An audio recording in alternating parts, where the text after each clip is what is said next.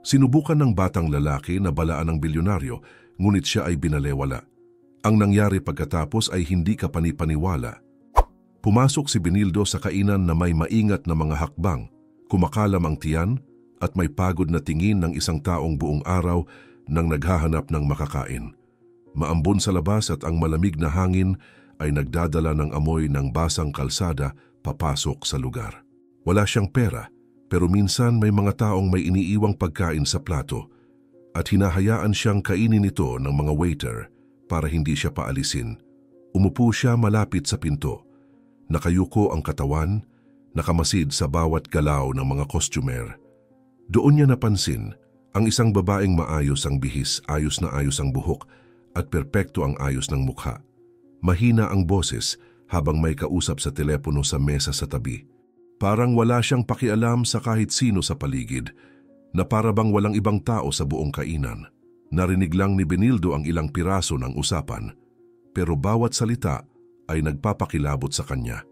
Matatapos lahat ngayong araw, sabi ng babae na may matatag na tinig. Gusto ko ng kalayaan, gusto ko ng bagong buhay at mangyayari ito ngayon minsanan lang. Napakunotno ang bata, hindi masyadong maintindihan ang ibig sabihin. Pero ang paraan ng pananalita nito ay hindi parang isang taong may romantic na plano o may usaping trabaho. May lamig, may bigat sa boses ng babae. Nanatili siyang tahimik, kunwari nakatingin sa pinto. Pero ang kanyang mata at tenga ay nasa babae lang. Pagkababa ng telepono, inayos ng babae ang buhok gamit ang salamin sa bag at mabilis na lumabas ng kainan. Si Benildo, puno ng kuryosidad ay tumayo at sumunod sa kanya. May kaunting distansya para hindi mahalata. Lumakas ang ulan at nagtago siya sa ilalim ng bubong nang makita niyang huminto ang babae sa kanto at bumati sa isang lalaking matangkad, nakaitim na jacket at may suot na sombrero. Kilala ni Benildo ang mukha, si Florencio, ang mekanikong tanyag sa lugar dahil tinatanggap ang anumang trabaho basta't malaki ang bayad. Alam ng bata na maraming beses na itong napasangkot sa gulo, pero hindi niya akalaing may madidiskubre siyang ganito kabigat. Hetong pera, sabi ng babae, iniabot ang sobre kay Florencio. Gusto ko tapos lahat ngayong araw. Dapat nasa garahe ang sasakyan para magamit niya bukas ng umaga, pero hindi siya dapat makabalik sa biyahe. Naiintindihan mo? Nanlaki ang mata ni Benildo. Bumilis ang tibok ng kanyang puso. Mabilis na binilang ni Florencio ang pera. Isinilid sa bulsa at kalmadong sumagot. Walang problema ma'am, bago sumikat ang araw, tapos na lahat. Mabilis at walang bakas. May dumaloy na lamig sa likod ni Benildo. Hindi pa siya nakarinig ng ganito kaprangkang usapan tungkol sa pagpatay. May idinagdag pa ang babae. Pagkatapos ng lahat, magpapadala ako ng mensahe. Gusto kong mawala na ng tuluyan na walang sino mang makakahanap sa akin. Ang mahalaga, hindi siya dapat makabalik mula sa biyahe. Tumango lang si Florencio at may isinilid sa loob na bulsa ng kanyang jacket. Hindi nakita ni Benildo kung ano iyon, pero iniisip niyang gamit iyon para sa plano. Biglang lumingon ang babae sa direksyon kung saan nakatago si Benildo. Halos tumigil ang puso ng bata. Yumuko siya sa likod ng nakaparadang truck, mabilis ang paghinga, takot na baka napansin siya. Pero may dumaan na sasakyan sa kalsada at bumalik ang atensyon ng babae kay Florencio at sinabing, "Huwag kang pumalpak. Bukas panibagong buhay ko na." Napalunok si Benildo. Hindi ito basta away ng pamilya o panlilin lang sa pera. Gusto niyang ipapatay ang ama niya. Naramdaman niyang may halong galit at takot, hindi makapaniwala sa narinig. Lumakas pa ang ulan, ang tunog ng bumubuhos na tubig sa alulod ay maingay, pero hindi sapat para takpan ang mga salitang hindi niya malilimutan. Pagkatapos magpaalam ng babae at Florencio, sumakay siya sa sasakyang naghihintay at umalis ng mabilis, habang ang mekaniko ay nagtungo sa kabilang direksyon, malamang para simulan ng trabaho. Nanatiling nakatayo si Benildo, hilo ang isip. Naisip niyang tumakbo sa pulisya, pero sino ang maniniwala sa batang palaboy na walang ebidensya? Na-imagine niyang hanapin ang bilyonaryo, pero hindi naman niya alam ang tirahan nito. Lalong sumidhi ang kanyang pagkabalisa. Kailangan ko siyang makita bago pa mahuli ang lahat. Bulong niya sa sarili. Dama ang bigat ng responsibilidad sa kanyang murang balikat. Naalala niya ang iilang beses na tinulungan siya ng mga tao sa kalsada at kung paanong karamihan ay basta na lang siya binabaliwala. Ngayon nakakatuwang isipin siya naman ang may hawak ng impormasyong pwedeng magligtas ng buhay. Tumingin siya sa direksyong tinahak ni Florencio at sandaling naisip na sundan ito. Pero ang lakas ng ulan, ang takot na mahuli siya, at ang alam niyang walang awa ang mekaniko kung sakali ay nagpahinto sa kanya. Mas ligtas na alamin kung saan nakatira ang bilyonaryo at makarating doon bago pa huli ang lahat. Bago tayo magpatuloy, may espesyal kaming hiling. Ibinabahagi namin ang mga kwentong ito ng libre at para manatiling ganito, hinihiling namin na mag-iwan kayo ng like at mag-subscribe. I-komento kung saang lungsod nyo pinapanood ang kwentong ito. Maraming salamat at magpatuloy tayo. Mabilis pa rin ang tibok ng puso niya nang lumabas siya mula sa bubong at tumakbo sa basang kalsada, pilit iniisip kung paano niya ito gagawin. Wala siyang matatakbuhan para humingi ng tulong, wala siyang pera para sa pamasahe, at halos hindi rin niya mabasa ng maayos ang mga karatula. Ang tanging alam niya, hindi siya pwedeng tumigil. Bawat hakbang, pumapailan lang sa isip niya ang mga salita ng babae. Bukas panibagong buhay ko na. Alam ni Benildo na kapag wala siyang ginawa, bukas may buhay na tuluyang mawawala. At kahit isa lang siyang batang palaboy, hindi niya hahayaang mangyari iyon. Walang tigil ang ulan. Lumabas si Benildo mula sa kainan na may iisang tiyak na bagay sa isip. Kailangan niyang makita ang bilyonaryong si Armando bago pa mahuli ang lahat. Hindi lang niya alam kung paano. Nagtanong siya sa ilang nagtitinda sa kalye, pero walang seryosong sumagot sa basang-basa at maruming bata na nagtatanong tungkol sa bahay ng isang mayamang lalaki. May isang pangang tumawa. Sinabing wala raw lugar para sa kagaya niya malapit sa mga mansyon. Nagpatuloy si Benildo sa paglalakad, hindi pinansin ang pagod. Pilit sinusubukang basahin ang mga karatula ng kalsada kahit mahina siya sa pagbabasa at madalas nalilito. Nang makita niya ang isang lumang truck na nakaparada, dali-dali siyang lumapit sa driver at nakiusap na maisakay. Sinabi niyang kailangan niyang makarating sa lugar ng mga mayayaman na kagyat ito, pero hindi niya ipinaliwanag kung bakit. Nagtaka ang lalaki at tinanong kung ano raw ang mahalagang dahilan para sa isang bata na pumunta doon. Ang sagot lang ni Benildo, para iligtas ang isang buhay. Napakunot noo ang driver, pero pinasakay pa rin siya sa likuran ng truck, sabay paalala na hanggang sa kalahati lang ng biyahe ang kaya niyang ihatid. Nagpasalamat si Benildo at kumapit ng mahigpit habang umandar ang sasakyan sa mga kalsadang puno ng putik at lubak. Habang umaandar ang truck, bumalik ang isip niya sa nakaraan. Habang pinapanood ang lungsod sa paligid, naalala niya ang ama niyang madalas mawala ng ilang araw at uuwi lang para uminom at matulog. Naalala rin niya ang inang pagod at mahina na pumanaw ng napakaaga. Doon, sa gitna ng ulan at ingay ng makina, biglang sumikip ang dibdib niya sa mga alaala. Kung nakinig lang sana si tatay nung sinabi kong lumalala si nanay, baka hindi siya nawala ng ganun kabilis. Mahina niyang bulong, pinupunasan ng tubig sa noo. Walang nakikinig sa batang mahirap. Walang naniniwalang may alam kaming mahalaga. Huminto ang truck sa isang kanto at sinabi ng driver na mula roon, mag-isa na siyang lalakad. Nagpasalamat si Benildo at nagpatuloy sa paglalakad. Nagtatanong sa mga tao sa bangketa. Maraming hindi kumibo. Ang iba na may nagsasabing wala silang alam. May isang matandang may payong ang nagsabi na baka nasa may malapad na kalsada ang hinahanap niya, kaya doon siya dumaan. Pero naligaw pa rin siya at napunta sa ibang lugar. Umupo siya sa ilalim ng puno, basang-basa, nangangatog, at sandaling naisip na sumuko na lang. Tumingala siya sa langit na kulay abo at mahina niyang bulong. Kung buhay pa si nanay, sasabihin niyang huwag na akong makialam dito. Pero siya rin ang nagsasabing mas mahalaga ang buhay ng iba kaysa sa takot natin. Huminga siya ng malalim at nagpasya na bumalik sa ilang kanto para humanap ng taong makakapagturo ng tamang direksyon. Noon isang nagtitinda ng nilagang mais ang nagsabi na mayroong isang marangyang subdivision ilang kilometro mula roon. Nagpasalamat si Benildo at nagsimulang maglakad papunta roon kahit sumasakit na ang mga paa at kumakalam ang sikmura. Sa bawat hakbang, mas lalo siyang nababahala dahil alam niyang malamang nasa bahay na si Maricel Nagkukunwaring walang nangyayari at maaaring handa ng kumilos ang mekanikong si Florencio anumang oras. Hindi pwedeng mamatay ang taong ito nang hindi nalalaman ang totoo. Paulit-ulit niyang bulong, mabilis ang tibok ng puso. Alam ko na kung gaano kasakit mawalan ng mahal sa buhay ng biglaan nang walang pagkakataong gumawa ng kahit ano. Hindi ko hahayaang mangyari ulit iyon. Sa wakas matapos ang mahabang paglalakad, nakita niya ang matataas na pader at maliwanag na gate ng subdibisyon. Malawak iyon, maraming kamera at mga gwardyang nag-iikot.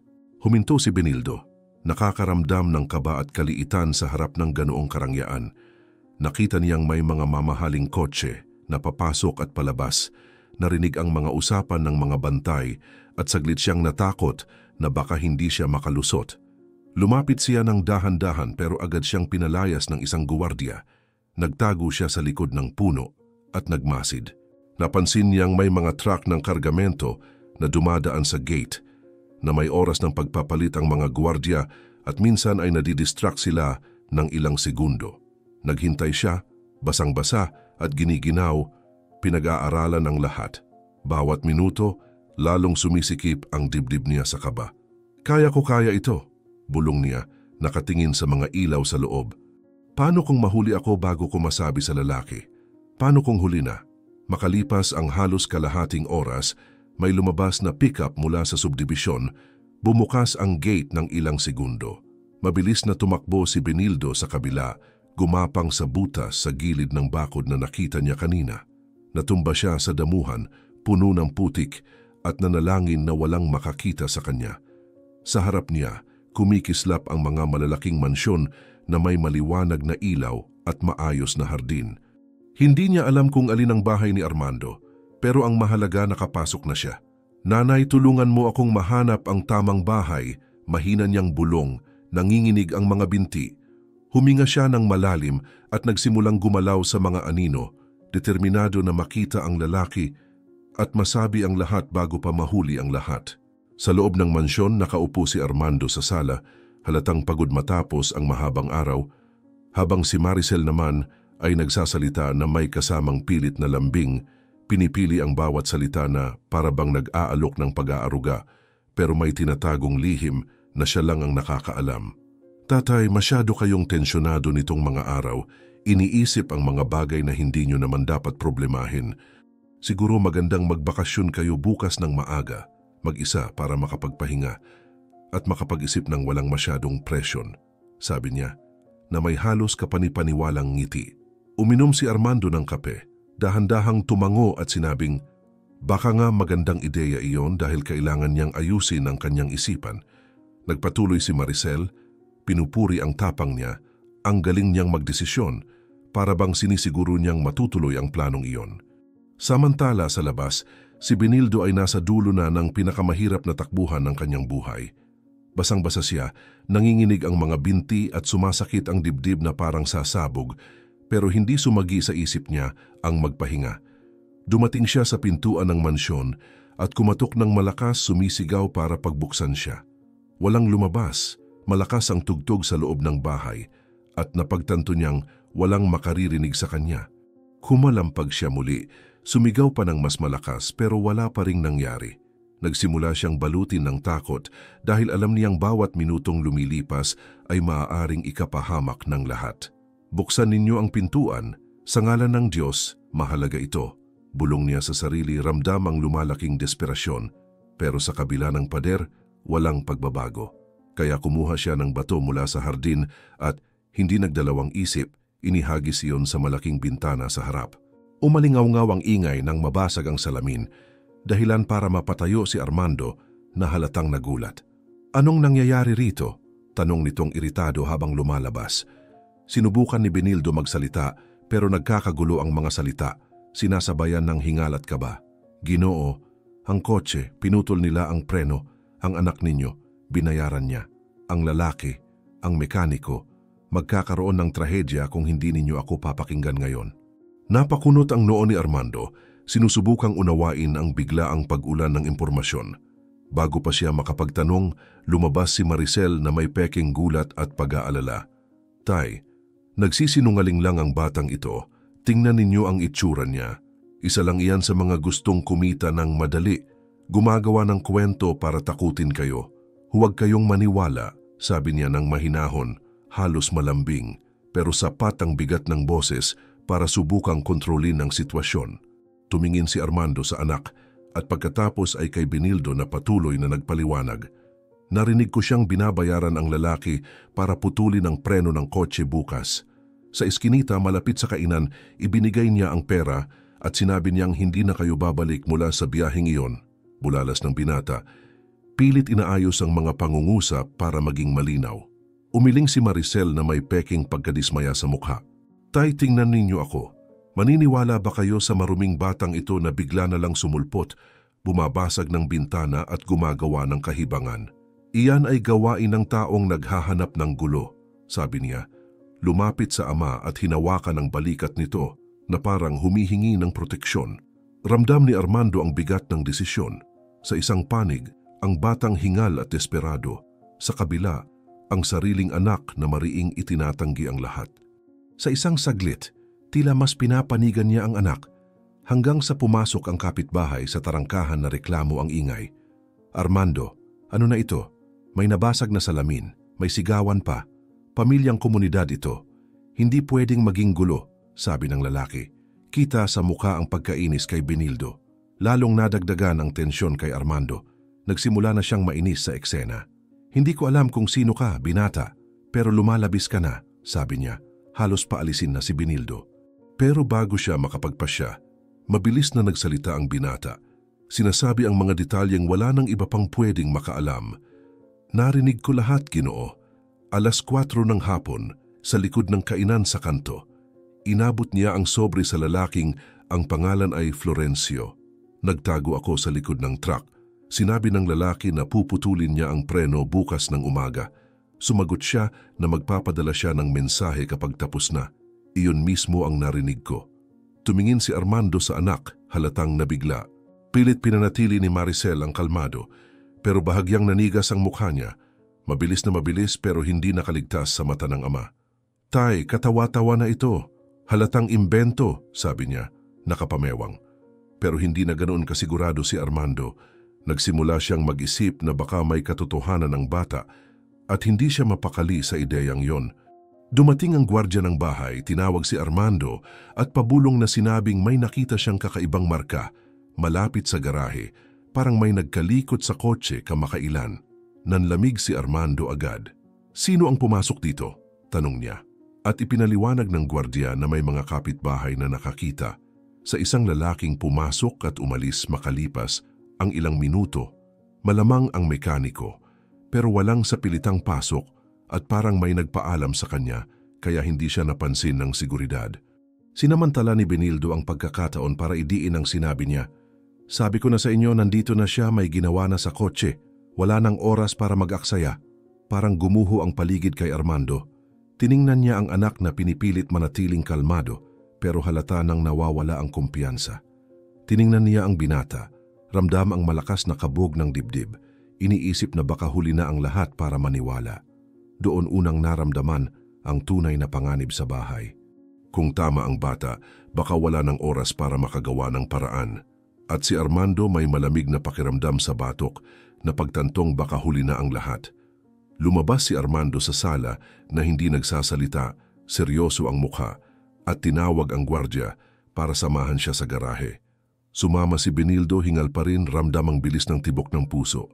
Tumigil na ang ulan pero basa pa ang lupa at kumikislap sa ilaw ng bahay. Inutusan ni Armando ang gwardiya na paandarin ang kotse habang nakamasid siya sa gilid. Umikot ang makina ng normal pero nang alisin ng lalaki ang paa sa preno, biglang bumilis ang pagbaba ng sasakyan sa kalsada, walang kontrol. Sumigaw si Armando para patayin ang makina at sa kabutihang palad na ipreno ng gwardiya gamit ang kambyo bago bumangga sa tarangkahan. Bumigat ang katahimikan pagkatapos lahat nakatitig sa kotse na halos naging kasangkapan ng trahedya. Huminga ng malalim si Armando. Tumingin kay Benildo at tinanong kung paano niya nalaman ang lahat ng ito. Lumabas si Maricel sa pintuan ng garahe. Maputla ang mukha pero pilit na nagpapakalma. Tatay, wala talagang saysay ang lahat ng ito. sabi niya. Inilalagay ang kamay sa dibdib na para bang nagulat. Pinasok ng batang ito ang bahay, binasag ang mga bintana, at ngayon muntik nang magdulot ng aksidente ang kotse. Hindi mo ba nakikita na may nagsiset up dito? Pwedeng siya ang sumira ng lahat para pagkatapos ay humingi ng pera. Palipat-lipat ang tingin niya mula sa ama papunta sa bata, desperadong kumbinsihin na si Benildo ang tunay na may sala. Kumunot ang noo ni Armando, iniisip ang mga salita ng anak. Tumingin siya kay Benildo, marumi at nanginginig, at muling tinanong kung paano niya nalaman ang lahat ng iyon. Huminga ng malalim ang bata at ikinuwento ang bawat detalye. Ang kainan, ang usapan kay Florencio, ang perang iniabot at ang planong putulin ang preno.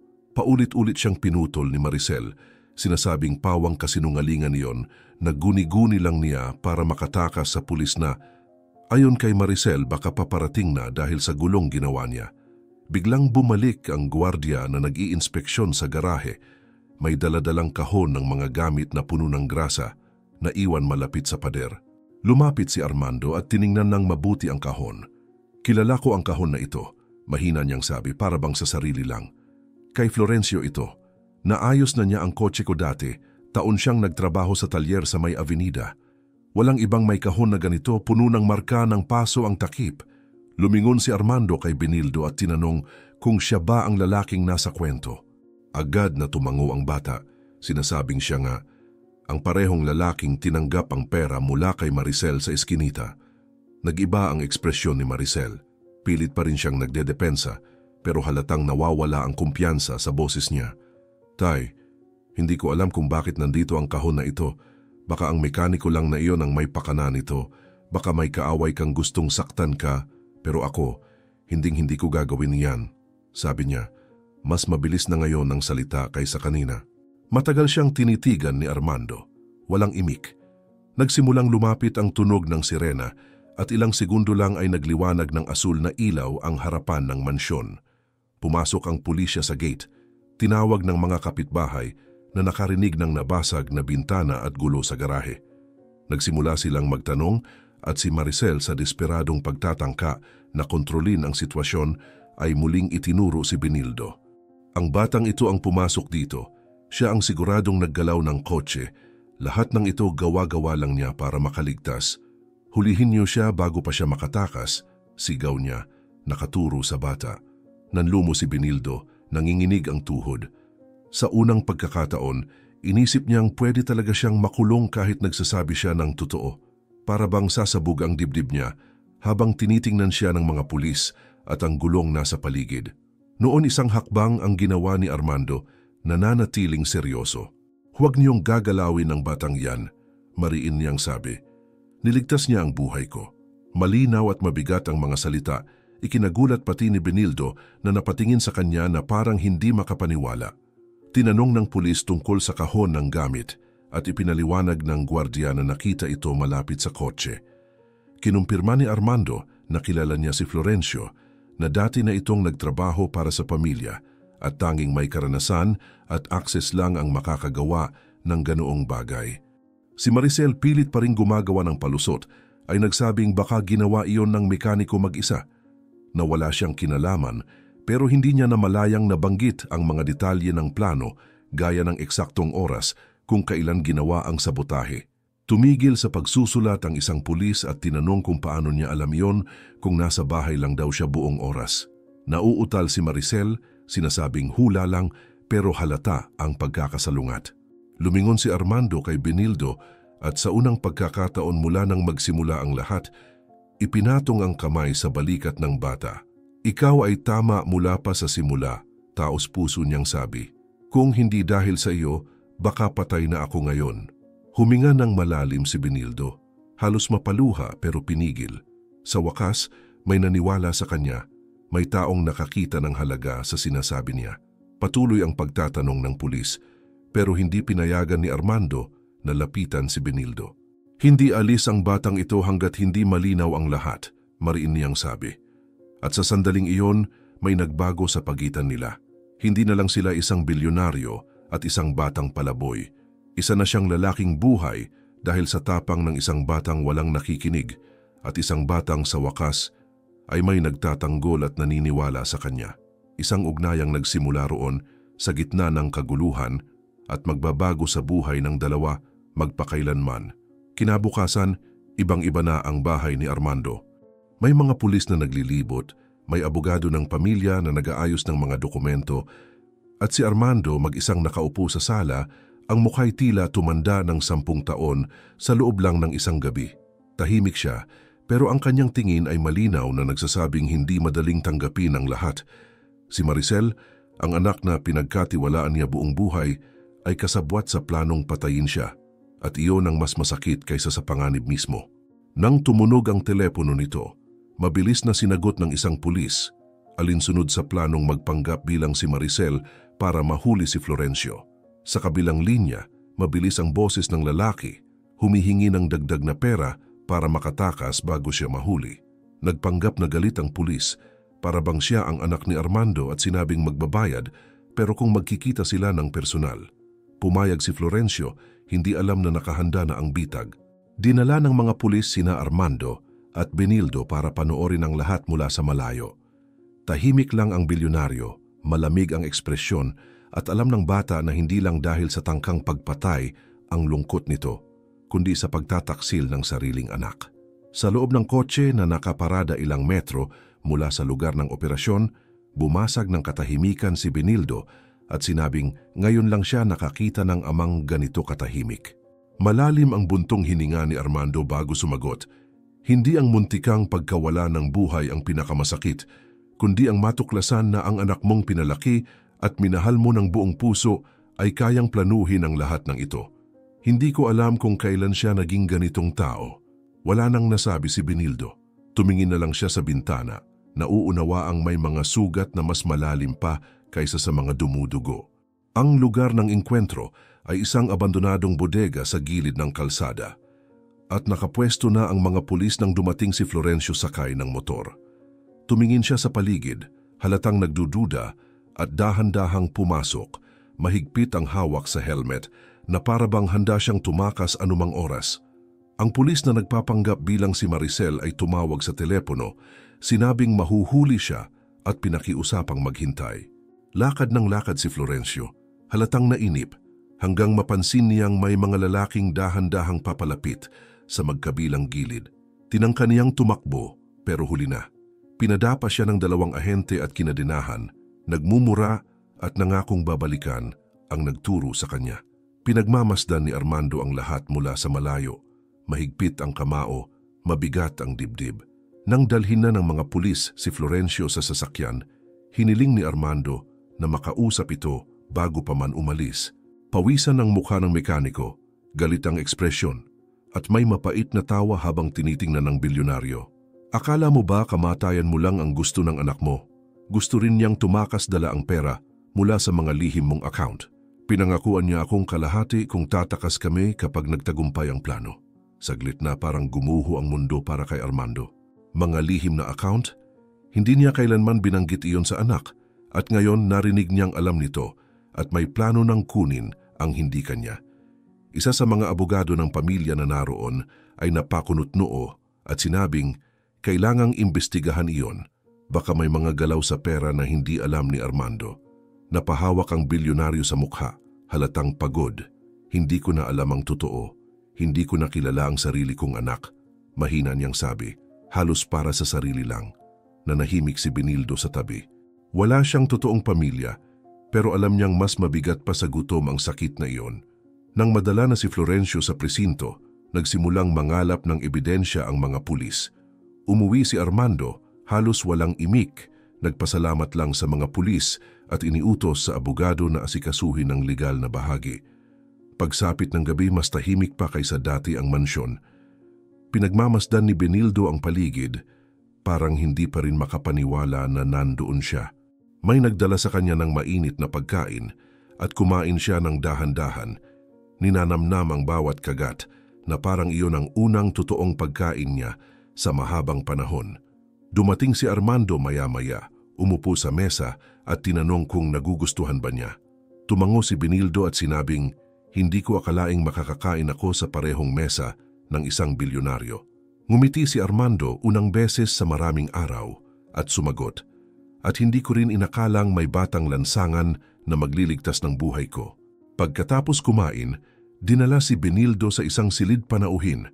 Malambot ang kama, mabango ang kumot at may ilaw pang nakasindi sa sulok. Ilang minuto siyang nakatitig sa kisame, sinusubukang unawain ang lahat ng nangyari. Pumasok si Armando sa katabing silid, nakipag-usap saglit sa abogado at bumalik para tingnan kung maayos ang bata. Matulog ka ng mahimbing, ligtas ka na dito, sabi niya mula sa pintuan.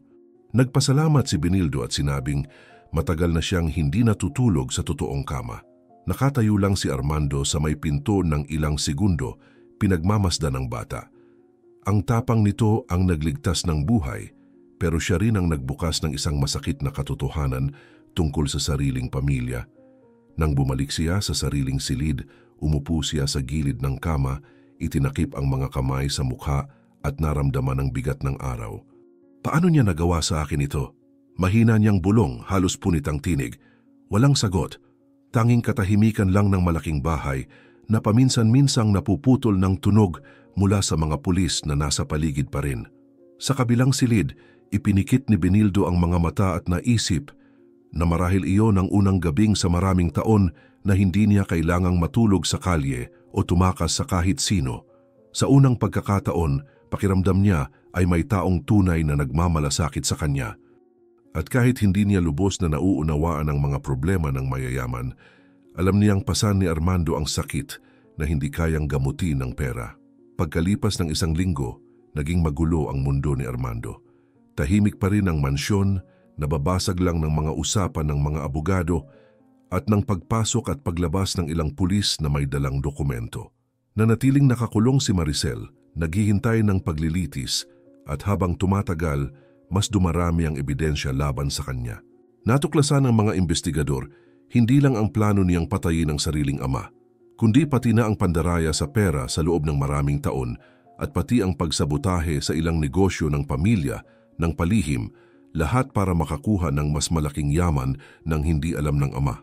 Parang isang buhay ng kasinungalingan ang biglang sumabog sa harap nila at makikita kay Armando ang bigat ng bawat natuklasan.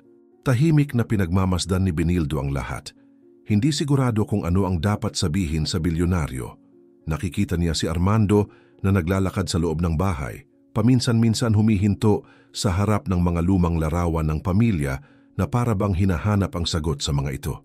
Isang gabi, habang nakaupo sa sala na halos patay ang mga ilaw, nagsalita si Armando, tila para sa sarili kaysa sa binata. Hindi ko maintindihan kung kailan siya naligaw ng ganito. Ibinigay ko ang lahat sa anak ko. Edukasyon, tahanan, pag-aalaga, at sa kabila ng lahat, sinira pa rin niya ang sariling pamilya. Hindi alam ni Benildo kung ano ang isasagot, at ang nasabi lang niya ay hindi kasalanan ni Armando iyon, dahil minsan pinipili ng tao ang maling landas kahit hawak na nila ang lahat. Sa mga sumunod na araw, nagsimula ng mas madalas kausapin ni Armando ang bata. Nagtatanong siya tungkol sa kung saan ito dati nakatira, paano ang buhay sa kalsada, at ikinwento ni Benildo na natutulog siya sa ilalim ng mga pasilyo, paminsan-minsan sa mga shelter kung may bakante, at humihingi ng pagkain sa mga kainan dahil wala siyang ibang magawa. Ibinahagi rin niya na minsan na niyang naisipan tumakas papuntang ibang lungsod, pero hindi niya magawa dahil ayaw niyang iwan ang kakaunti niyang kaibigan sa kalsada. Tahimik lang nakikinig si Armando. Parang bawat salitang sinasabi ng bata ay paalala na habang ang anak niya ay sumisira ng buhay para sa pera, ang batang ito na walang-wala ay isinugal ang sariling buhay para mailigtas ang kanya. Isang hapon, tinawag ni Armando ang abogado at tinanong ang posibilidad na ampunin si Benildo. Ipinaliwanag ng abogado na dahil sa sitwasyon ng bata at impluwensya ng bilyonaryo, maaaring maging mabilis ang proseso pero kailangan munang pakinggan ng hukuman ang panig ng bata. Tinawag ni Armando si Benildo at sinabing, "Alam kong hindi ko na mababago ang nangyari sa'yo, pero pwede kong subukang bigyan ka ng panibagong buhay. Ayokong manatili kang mag-isa sa mundo. Gusto kong dito ka na tumira bilang anak ko." Napatigil si Benildo, hindi makapaniwala. Tinanong niya kung totoo ba ang sinasabi nito at tiniyak ni Armando na oo. Gusto kong magkaroon ka ng bahay, pag-aaral, mga pagkakataon. Niligtas mo ako at gusto kong suklian iyon ng isang pamilya para sa'yo. Napuno ng luha ang mga mata ni Benildo. Sinabi niya na hindi niya kailanman naisip magkaroon ng totoong pamilya.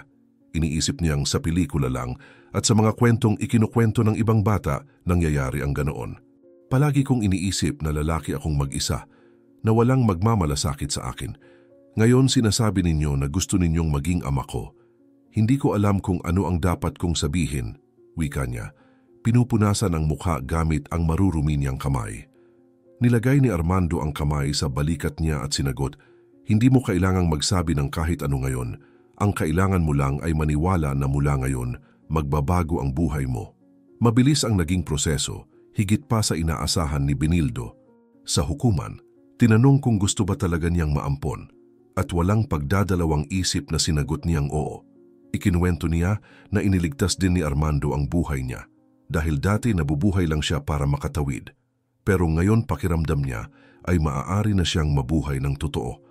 Tahimik na nakinig ang hukom at dahil sa sitwasyon ng bata at sa kondisyon na inaalok ni Armando, mabilis na inaprubahan ang pag-aampon.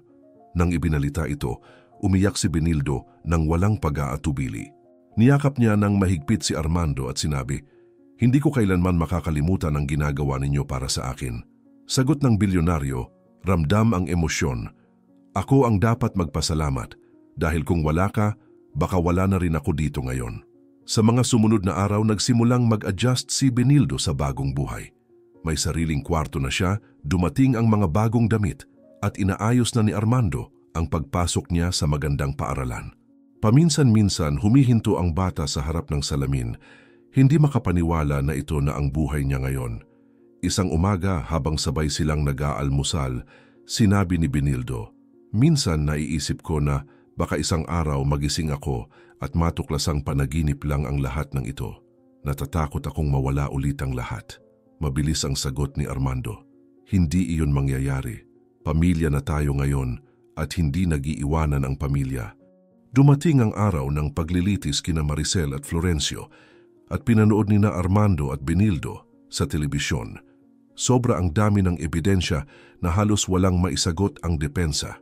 Nadiskubre na naglipat ng malaking halaga si Maricel sa mga account sa ibang bansa at na si Florencio ay dati nang gumagawa ng mga ilegal na trabaho para sa kanya.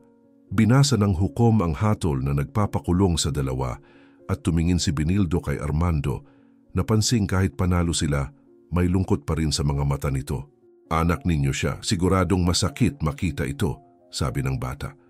Tumango si Armando at sinabing, "Mas masakit pa sa maipapaliwanag ko. Pero kahit papaano, tapos na ang lahat. Hindi ko na kailangang matakot matulog sa gabi." Matapos ang balita, dumating sa bahay ang isa sa mga pulis na humawak sa kaso para iabot ang isang litrato na kuha matapos ang paglilitis.